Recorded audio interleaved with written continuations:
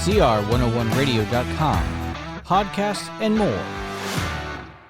This is R.J. Rushdoony, Easy Chair number 80, September 28, 1984. Well, one of you wrote a letter to my wife recently asking her to comment on the role of women. Now, Dorothy is a remarkable woman. She has a very strict Scottish conscience and is very faithful about everything except answering letters. When her grandmother, who died at 96, was still living, together with her aunt, Dorothy could write one letter a year to them. But even that now has become very difficult, since she has half the motivation, that is, her aunt. So don't expect an answer from her. However, Dorothy's remark was that in the position paper I wrote a few months ago on the place of women, and what was said in Institutes, volumes 1 and 2, the biblical position could be very well understood. Now let me comment a little more on the whole subject.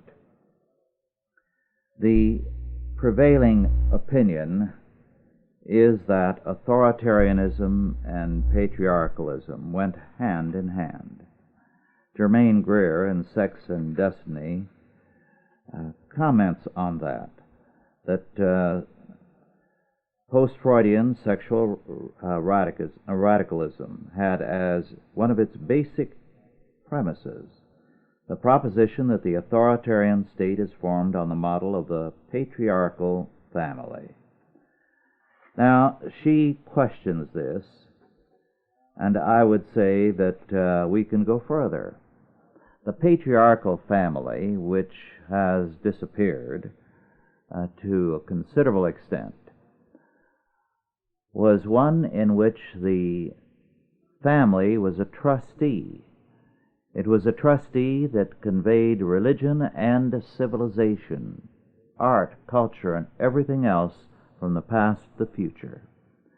As a result, the family, when you have patriarchy, is the basic institution in society, and this is biblical.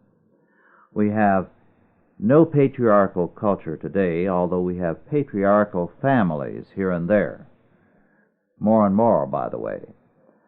Now, in patriarchy, because the family is so important, the role of both husband and wife is exceedingly important, because the woman now is one of the two key governmental figures in society.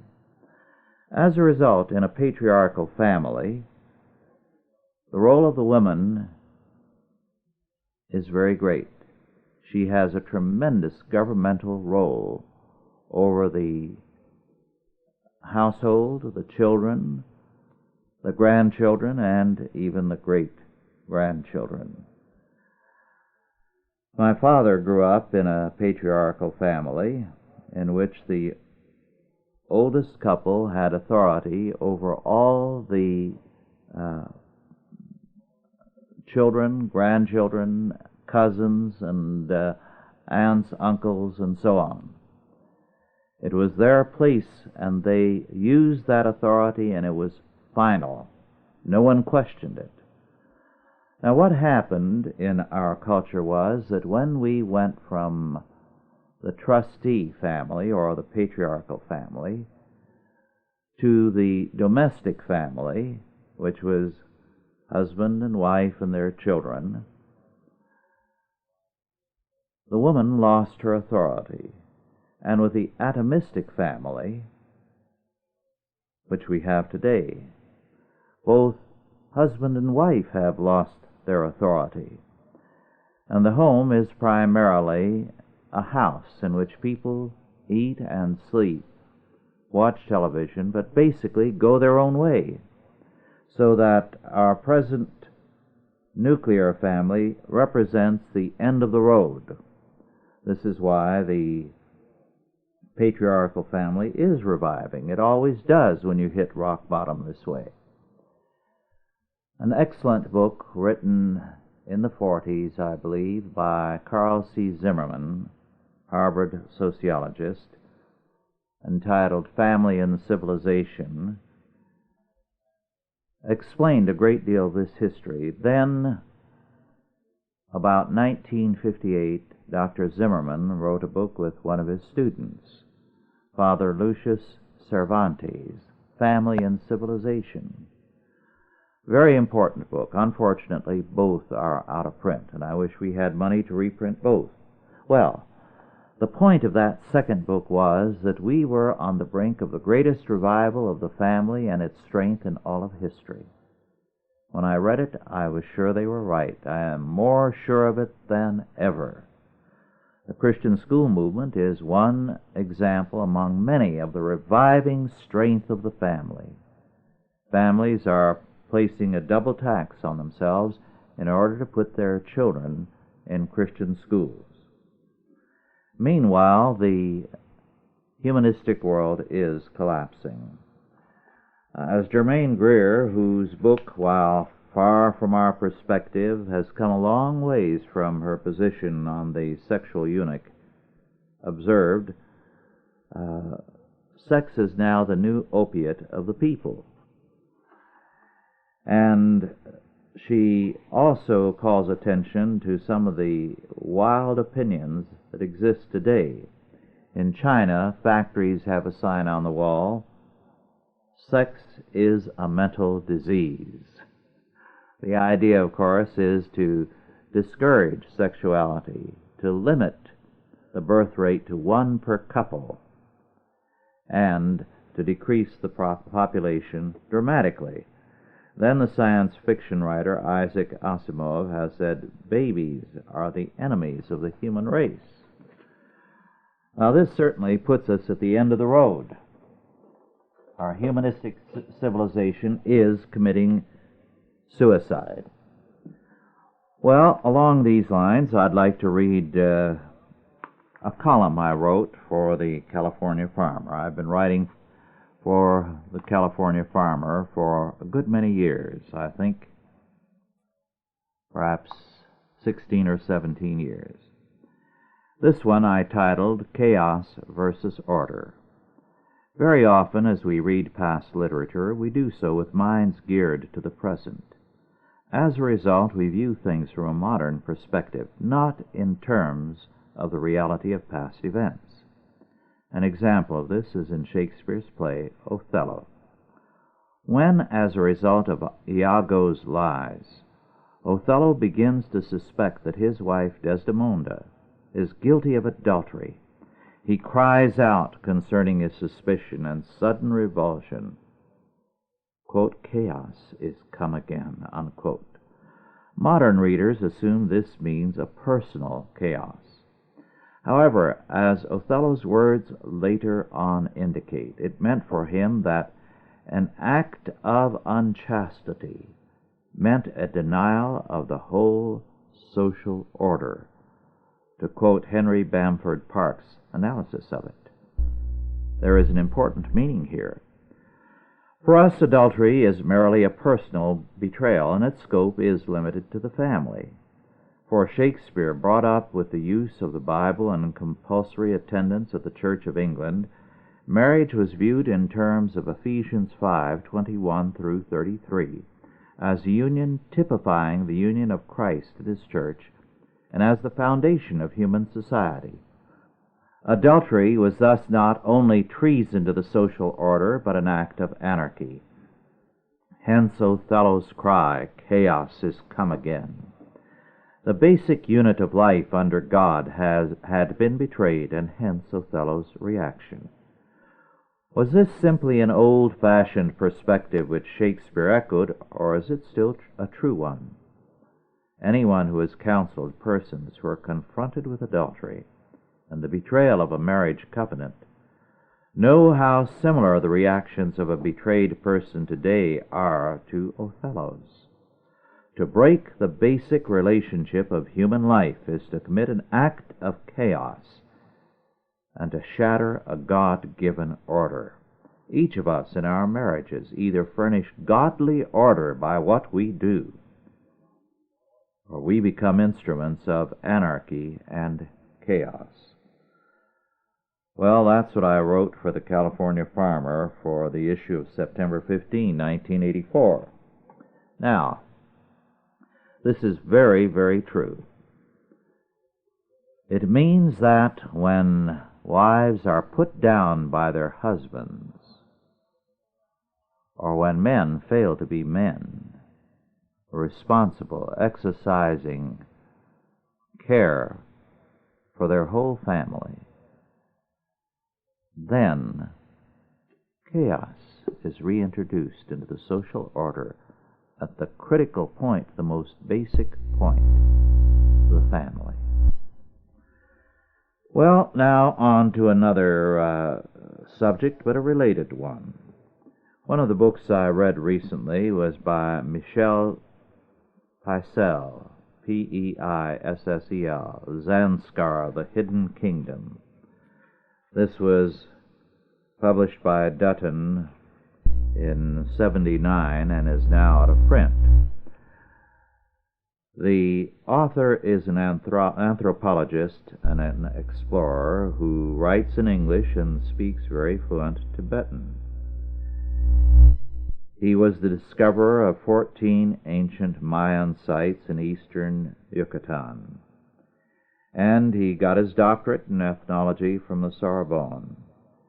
Now, he has led 9 expeditions to the remotest borders of India, Nepal, and Bhutan, and is one of the top experts on that area. Zanskar is a small kingdom in a valley of a couple of 100 miles length, and it is high up in the Himalaya mountains. The people are related to the Tibetans. They are largely unknown because it's only a handful of Westerners who have ever been in Zanskar. Now, the author goes there and views everything with the typical adulation of a Westerner for something primitive. He says, "I could hardly believe that only recently I had left a world which is polluted and overpopulated. Everything in Zanskar I found near to perfection. Nothing, so it seemed, was out of place or unnatural." Well, of course, being very natural, the place was full of fleas. So, one of the problems he had the whole time there, and he refers to it apologetically, is that he had problems with fleas. So, very discreetly, so as not to offend his host whenever he slept somewhere, he would, when no one was watching, spray his sleeping bag with insecticide, one of those horrible things from civilization. Of course, that didn't do the job entirely, so he continued to suffer quite a bit. And the result was often severe wounds developing from the scratching. And he says, "To bite a flea is hardly food for the stomach, but how nourishing for the soul," goes a Tibetan proverb. I had to agree, as forgetting all taboos about respecting life, and in spite of the difference in size in the Geneva Convention, I killed all prisoners. Well, the ironic fact is that everything he sees there, he has to adore because, after all, these are out-of-the-way people who've never encountered the pollution of a Christian civilization. So he is entirely in favor of their polyandry. In case you've forgotten that word, polyandry means that you protect property It doesn't change hands. It's never broken up, because all the brothers must marry a single girl unless they want to become Tibetan monks or Buddhist monks. So each household has a wife and a number of husbands. And this way the property is never broken up. This custom is called fraternal polyandry. Allows second sons to benefit from the product of the father's household, yet does not divide it. And he goes on how many Europeans have been startled and shocked by this custom. But he says few appreciate that this custom is no more unnatural than any others that are dictated by the need to survive. After all, Eskimos kill some of their children at birth and leave aged parents out to die. Nothing is unnatural if it is directed to the survival of the species. Polyandry, a method of natural birth control, was practiced for thousands of years throughout the world, though today only a few Indian tribes and Tibetans practice it, unquote. Well, of course, his thesis that it was practiced throughout the world is supposition. But notice, anything that is natural is all right. Well, that was the Kinsey thesis, and the thesis of a growing number of people that incest, necrophilia, homosexuality, any kind of sexual perversion is all right, because it's natural. It exists in nature, which is their definition of natural. The target in all of this is any morality that is supernatural, that comes from God, that says this is a fallen world and it is not normative, and therefore there must be a morality that comes from above.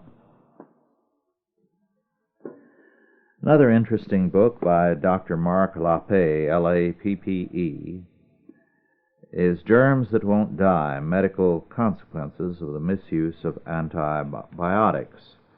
It was published a few years ago in 1982 and is out of print. His point is that before antibiotics there was a decline of many ailments. And what has happened since is that we have created, as it were, superbugs with our antibiotics. He sees the death of the age of miracle drugs beginning.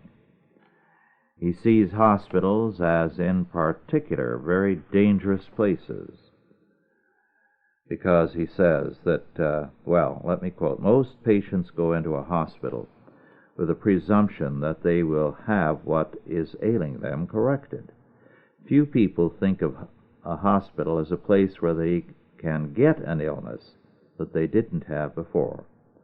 That is exactly what happens to a very large number of unsuspecting patients each year, and some of them even die of diseases that they did not have when they entered the hospital. He goes on to say that trust in biotics has led to lapses in preventive procedures such as simple hand washing, owing to a shortage of personnel and poor operative techniques, and so on.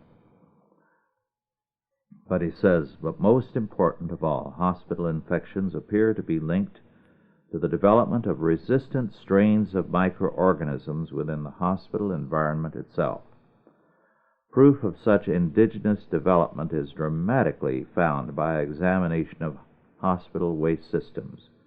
For example, waste effluents from hospitals in the Gainesville, Florida area contain a disturbingly high proportion of bacteria, with hospital-acquired R factors when compared with the effluent from non-medical facilities, and routes of easy cross-contamination for these bacteria in hospital wards were readily identified by the engineers who studied the problem. Dr. Lappé makes an interesting point when he deals with discoveries, and I'd like to, in conclusion, quote his sentence: "Discovery favors a prepared mind." Discovery favors a prepared mind. Well, another interesting book by two authors, Joseph Guglielmitti, Gughemitti, and Eugene D. Wheeler, The Taking, Taking, published by Terra, Terra View Publications, 2929 Campus Drive, Suite 430, San Mateo, California, 94403, published 1982 for $9.95, and still available. A very important book. What The Taking documents is federal and state behavior, how increasingly the federal ownership of things is increasing, that the environmental movement is working hand in glove with the federal government to take more and more away from the people. He says they say, the growth of the environmental movement is attributable to enormous corporate funding. Environmental groups aren't funded entirely by membership dues and occasional contributions, as many would like to believe. The movement is big business with major national contributors that include large foundations, corporations, and industrial oil company foundations.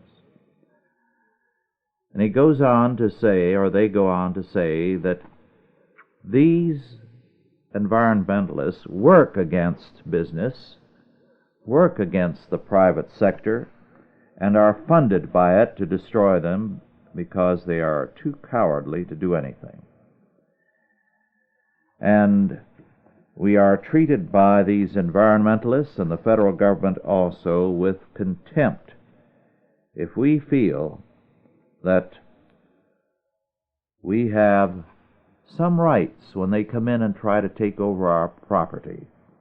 In fact, they go so far as to say, even in the darkest days of the depression of the world wars, except for the unfair internment of Japanese Americans, citizens were not treated with the same callous disregard of constitutional rights as has been justified in the name of preserving salamanders, garter snakes, and the migration habits of the Alaskan caribou.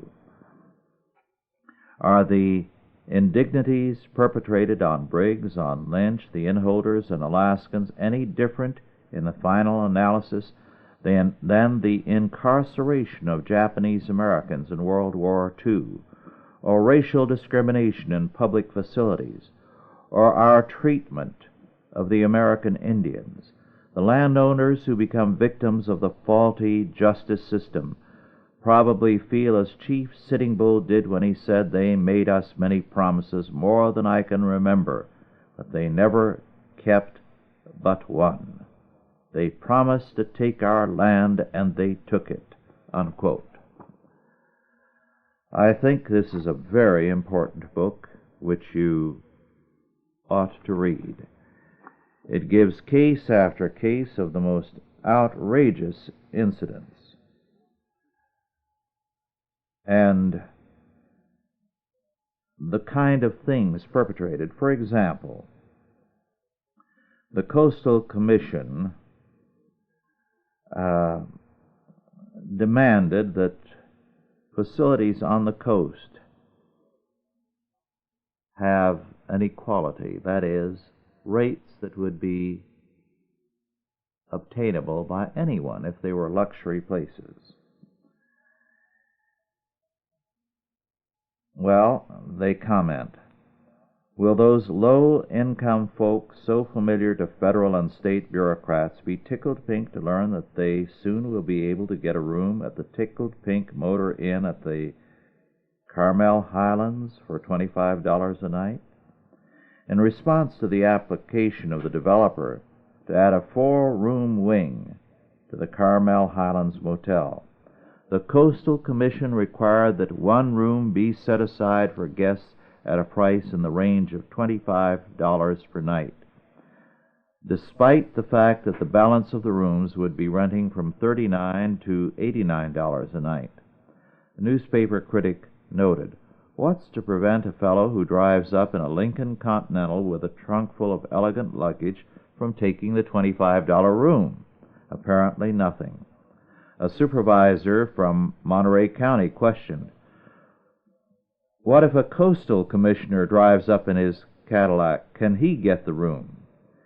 But even the $25 room at the Highlands Motel was not solidified as a condition until the commission had suggested that as an alternative, the landowner donate $5,000 annually to a coastal access enhancement program to maintain and operate such coastal facilities as parking lots and campgrounds.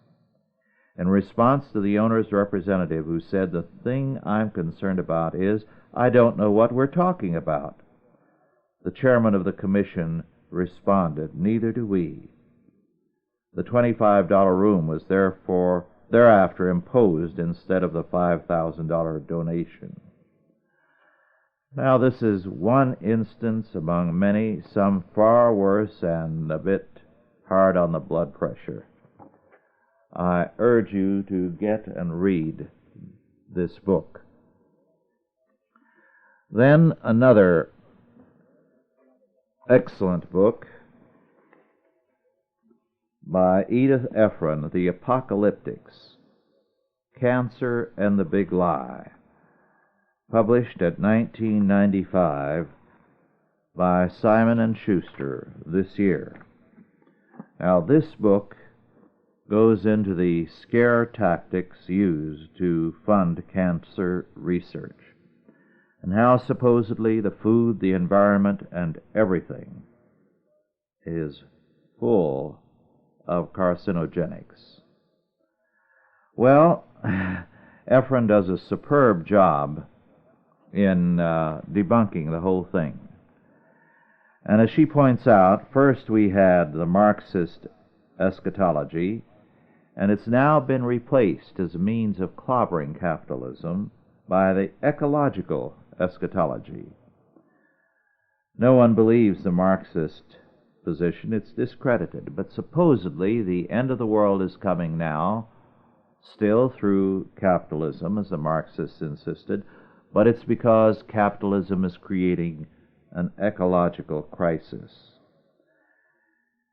Well, she gives a very, very detailed scientific analysis so that you have all the evidence you could possibly want to call attention to the fact that the cancer apocalyptic, so widely promoted and the press picks it up, is nonsense. What we have is a regulatory science that is progressively destroying the country. We have been taught to fear nitrites in food, and there's no evidence that they have any deleterious effect. Fire retardants in pajamas, children's pajamas, were banned. But there was no proof that the material used in the fire retardant gave humans cancer. And so on and on. Moreover, as Ephron points out, we are surrounded by natural carcinogenics. In other words, the environment, trees, everything have the same ingredients that these so-called carcinogenics do. Sometimes more. But nobody Nobody is told that the environment is dangerous unless it's by some idiot. In fact, here is something which she quotes from the Federal Register.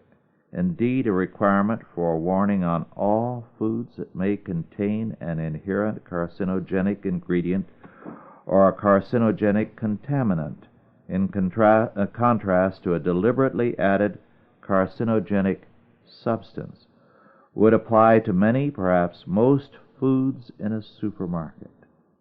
Such warnings would be so numerous they would confuse the public, would not promote informed consumer decision-making, and would not advance the public health." Unquote. In other words, the whole natural environment has in it the chemicals that they call carcinogenic. And what they do with mice is to give them such heavy doses that they could not live very well with such a concentrated dose of anything. And then they say, aha, this or that food is carcinogenic because of this or that additive. But those same things exist in natural foods and would create the same effect if massive doses were fed to mice. So the whole thing is a fraud, as Ephron points out very ably. Another book along the same line, now out of print unfortunately, was by B. Bruce Riggs, Bruce hyphenated Briggs, B as in boy, R-I-G-G-S, published in 1975 and again in 1977, entitled The War Against the Automobile. And it's a devastating book. She points out that most pollution is not caused by automobiles. The idea that the car is a tremendous waste of materials is nonsense. There are very few products that are more recycled than automobiles. Virtually everything in an automobile is recycled. Moreover, the great virtue of the automobile is that it has been a great means of freedom for people. Before the automobile, the railroad lines alone provided for transit and streetcar lines in the cities. This meant that people were crowded into a limited area. Now they can live 10, 20 miles out of the downtown area and still commute to work. And they do. They do it because they prefer it to mass transit.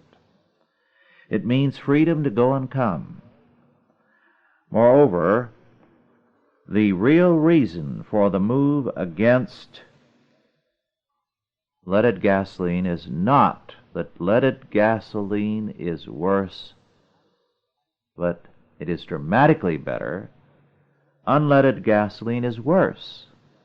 But now they can move against the great dangers of leaded gas. Here is what one official wrote, an official in the New York City's Transportation Control Plan. I quote, "My plan was a tool for social change. Very few people grasp that. My crusade is not air pollution, it is the blank automobile and what it's doing to the country," unquote. As long as people have automobiles, they have a great deal of freedom. And this is what they want to destroy. Moreover, the author points out that a great deal has been made about the pollution from motor vehicles. Well, Los Angeles is the city with the worst smog. Actually, Los Angeles has cleaner air control, better air control than any other major city in the United States. The problem in Los Angeles is that it is surrounded by mountains on three sides and the ocean on the other, and the air is trapped in by those mountains, and the result is smog. But when you contrast Los Angeles with Montana, one of the strictest environmental states, where the skies are always blue, as we're often told, Los Angeles still has a better health record than Montana. So, as the author adds, nature itself does not provide us with clean air. There are many things in nature that are natural pollutants. That's the way the world is. Then, going to the accident rate, the automobile as a killer of so many thousands of people, the fact is the death rate from automobiles has been dropping for a good many years. On top of that, what few people realize is that not all these fatalities are accidents. There are suspiciously large numbers which are obviously suicide. So, we have to recognize that these are not due to normal circumstances. And it is also quite probably says that faked automobile accidents are used for murder. So, the author makes an excellent case for the automobile. And he says fuel economy is almost entirely a phony issue, and he goes into the reason why. It would be too long to go into it. I just want to recommend it to you. Well, another book just put out by Phyllis Schlafly, who is the editor, published by Pere Marquette Press, Alton, Illinois, Alton, Illinois, 62002, for $4.95. A paperback is simply excerpts from official transcript of proceedings before the U.S. Department of Education. It's a horrifying account of what schools are doing to children. The kind of degenerate curriculum and behavior that marks the public school, where humanist change agents are busy working on the minds of children. It is a horrifying statement, important for you as a citizen to know about. Well, now to turn to something quite different. In the August 1984 issue of Commentary magazine, there is an interesting article by Richard Grenier, Grenier, What Really Happened on the Bounty. Grenier was the author of the excellent study of Gandhi and the absurd film on Gandhi. The point that Grenier makes is that we've been treated to retakes of Mutiny on the Bounty. Captain Bligh has become a byword for the inhuman monster. And the mutineers as though they were champions of human rights. The truth is radically different. Captain Bligh was one of the more humane captains of the day. The men who were mutineers were monsters. And when they took native women and settled on Pitcairn, they wound up killing one another viciously and brutally until only one survived. And so, the fact that we have taken the mutineers to be the heroes and keep refilming a lie when history has more than once indicated, 100 years or more back, what the truth is about the mutiny on the Bounty, tells us something about our civilization. As Grenier concludes his review, Captain Bligh in the South Pacific, Captain Park in Africa, there were thousands of them, daring men who never for one moment questioned the value of their missions, or, to be frank, the primacy of their civilization. In their age, they were supported with boundless enthusiasm by the Crown, the government, the aristocracy, the scientific and literary classes. Even Fletcher Christian felt he had committed a terrible crime against his country, and wherever he wandered in the islands of the Pacific, mutineer though he was, he planted the Union Jack." Unquote. Well, just as the books on cancer and the automobile have shown, this review tells us essentially the same thing. Today, we are determined to say that Christian civilization, the free market economy, and everything that goes with these things are the monsters of all history. And therefore, we are perverting history to vindicate that thesis. Now on to another book that I just read, Richard A. Harrison, Princetonians, 1769-1775, a biographical dictionary, printed in 1980 by Princeton University Press. One of a series on Princetonians of the early days.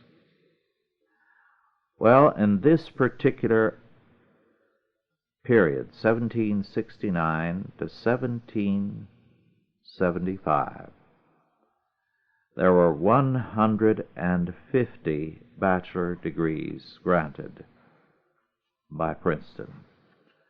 They were almost 18% of all the bachelor's degrees granted in America. 66 of these graduates entered the professions of law, medicine, and the ministry. And these students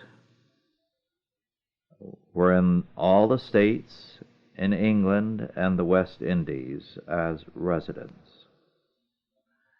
Now, in the 150 students in this dictionary, and this was during John Witherspoon's presidency of Princeton, 7 were members of the Continental Congress. 2 sat in the Constitutional Convention of 1787. 3 served in the federal cabinet. 8 were in the U.S. Senate. 10 were elected to the U.S. House of Representatives. 1 sat on the U.S. Supreme Court. 1 was a vice president, and 1 was a president of the United States. Only 2 of the 150 turned loyalists during the War of Independence. Very interesting record. Well, now on to something else. A Bible. It was sent to me by a friend who is the publisher thereof. And I'm very sorry to see this edition, and it's one of a number like this. A national survey asked what are the top 40 questions you want answers to. These questions turned out to be, what about homosexuality? Will there ever be peace in the world? My marriage is headed for divorce. Is there anything I can do? How can I overcome stress? Are men and women really equal? How can I better manage my time? Is there any hope for the overweight? Is infanticide right? I'm hooked on drugs. Can I ever get off? Is capital punishment right? Should I abort my pregnancy? And so on and on. Well, what the Bible, this edition does is to, in effect, underline every passage and tell you in the margin that here is the answer to such and such a question. So that, for example, looking at Jeremiah 33:6, it is a little darker, and in the margin the letters read health. Then in Jeremiah 33:8, in the margin it reads guilt, and it is similarly highlighted for you to take special care to read. And so on. As you go through the Bible, you have all kinds of highlighting. I just spotted one for housewives. And special pages. Can I, as a housewife, be fulfilled? Inserted. Or how can I communicate with God? Now, I don't like Bibles like this. I know the people who put them out are well-intentioned. But what they do is to turn the Bible into a humanistic handbook. People go to them for answers to their personal problems, not for what does God have for me to do. What are God's marching orders for me? What does God's law say and require of me? We should go to God to hear His command word, not to have our questions answered. And this type of Bible, and I've encountered other editions that have like helps, the readers know what the helps say for their problem, but they don't know what God says. Because all they're interested in is, where are the answers to my questions? I've got a problem. I think that's blasphemous. I really do. Well, let me see. Where can I go next? So much to cover. Well, let's go to something of a different vein. J. Robert Nash wrote a book, a thick, interesting book, entitled Zanies, the World's Greatest Eccentrics, which I believe is now out of print. It was published in '82. And it's quite interesting because what he does is to take people who are not crazy but were zany and writes brief accounts of their lives. Now, it is interesting that most of them are Americans, and after that, English. And there's a reason for that. To be a zany, you have to have freedom to indulge yourself. And the greatest personal freedom has existed in the United States, and after that, in England. And so the zanies can indulge themselves. Well, one of these zanies was Matthew Arnold, the poet and lecturer. When Matthew Arnold made his American tour, and he had been paid a handsome price to come over, he showed his contempt for America. He refused to speak above a whisper. If he spoke that loudly, no one even in the front row or on the platform could hear him. Perhaps he was merely mouthing his words. Arnold apparently felt that Americans were not worth talking to, but he was not averse to taking American money. Well, like it or not, Mark Twain was a zany. Mark Twain had a great deal of ability and wit, but he also had some peculiarities that were very well covered up for the most part. And as the author says, his eccentricities were not only rampant but consistent throughout his lifetime. One wherein he smoked like a Soho chimney, went for days without eating, and inexplicably slept on the floor of his bathroom, to name only a few of his myriad quirks, albeit there is no madness discernible in his literary work. Well, another zany was, of course, Groucho Marx. Groucho Marx lost heavily in the market crash of 1929, was virtually wiped out. So he met with his lawyer, Morris Ernst, and he showed him his investment list while stocks were crashing by the second. Ernst pointed to one of Groucho's stocks on the list. It had fallen from $122 to $2. "Where did you get this recommendation?" "From Bernard Baruch," replied Groucho, telling the truth. Ernst pointed to another stock which had, just that dismal day in 1929, dropped from $130 to $1. "How about this one?"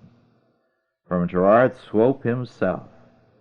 Suddenly Ernst grabbed the list and held it closer. One stock, which Groucho had purchased at 31, had only dropped a point and still stood defiantly at $30.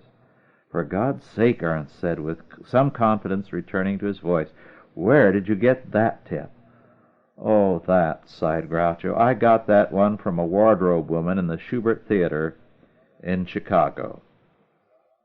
Following World War II, Groucho convinced his business agent, Salwin Schufro, to accompany him to the visitors' gallery of the New York Stock Exchange. Marx leaned over the railing, smoking his cigar and disdainfully flicking ashes at the stockbrokers scurrying about on the main floor. He then began to sing, his voice rising in volume until he was blaring, "When Irish eyes are smiling." The trading suddenly ceased as all eyes turned upward at Groucho, who was not wearing his mustache and was not recognized. Marx continued to sing at the top of his voice. "Please, Groucho," begged Schufro, "I'm afraid they don't appreciate clowning at the stock exchange." Marx ignored his business advisor and went on with his song, shouting it rather than singing.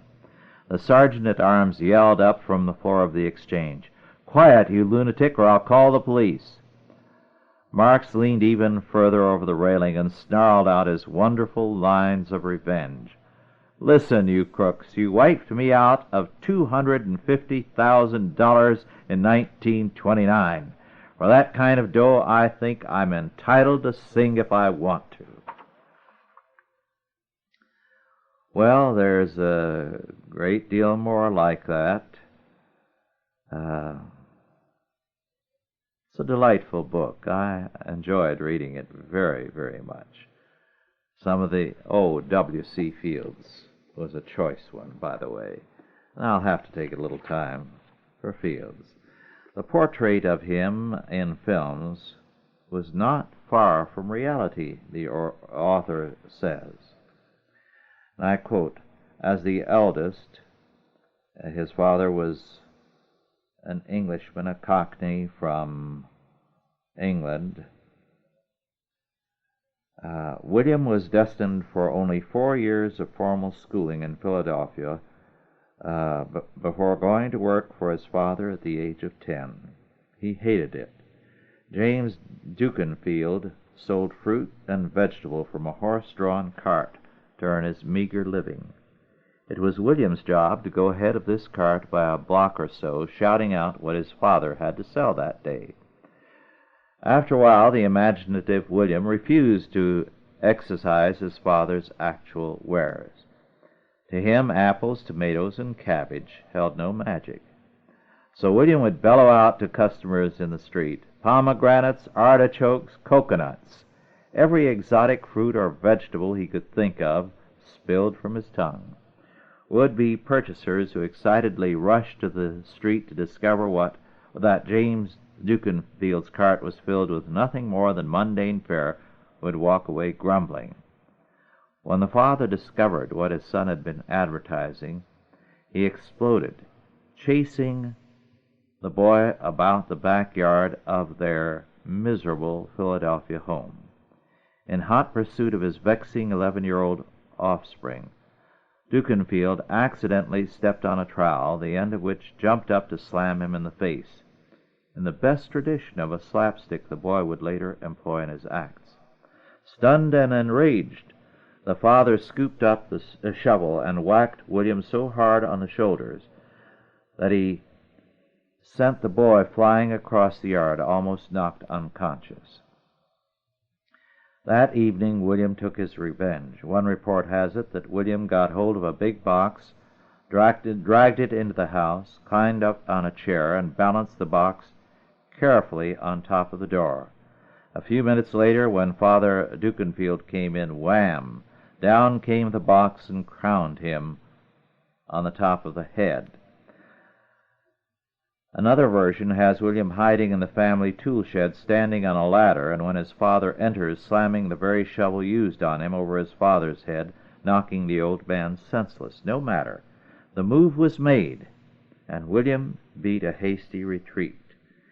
He took to his heels and ran as fast and as far as his skinny long legs would carry him. He ran so fast and so far that he never came back again.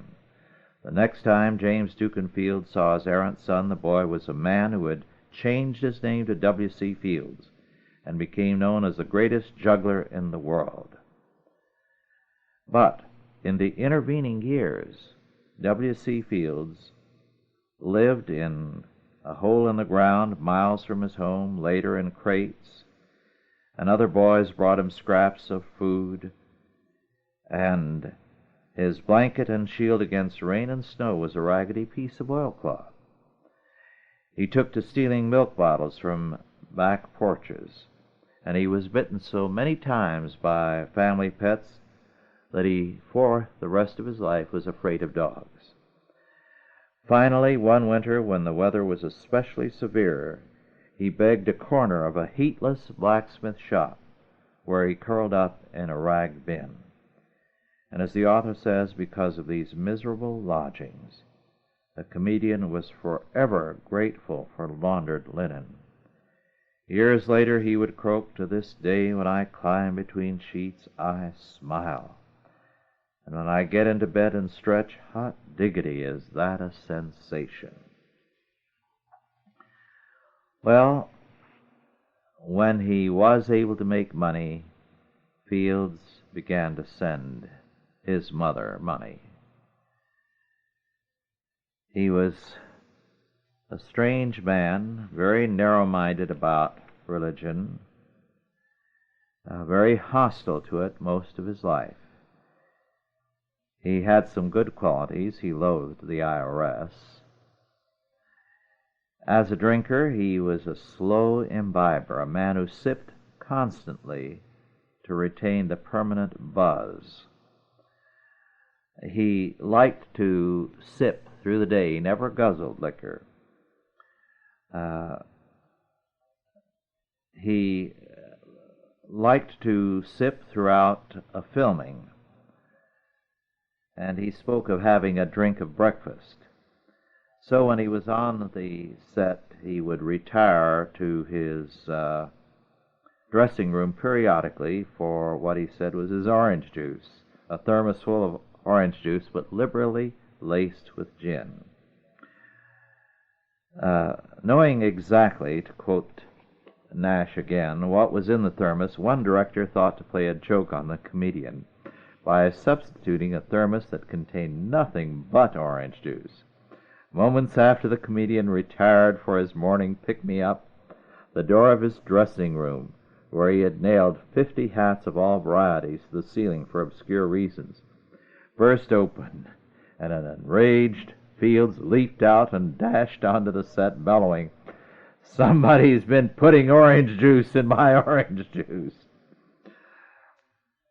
On another occasion, he accused his valet, who doubled as his chauffeur, of appropriating his spirits. He sat glumly, holding his head in his hand on the set. "What's the matter, Bill?" asked Gregory LaCava. Moaned Fields, "Somebody left the cork out of my lunch." Well, just one item, because our time is really over. Once when Thomas Mitchell visited Fields shortly before he died, he noticed a black book jutting from the folds of the blanket.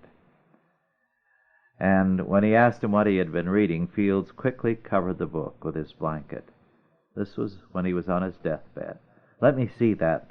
Mitchell drew back the blanket. "Why, it's the Bible."